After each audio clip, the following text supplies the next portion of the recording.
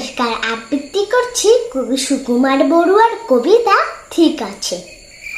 অসময়ে মেহমান ঘরে ঢুকে বসে যান, বুঝালাম ঝামেলার যতগুলো দিক আছে।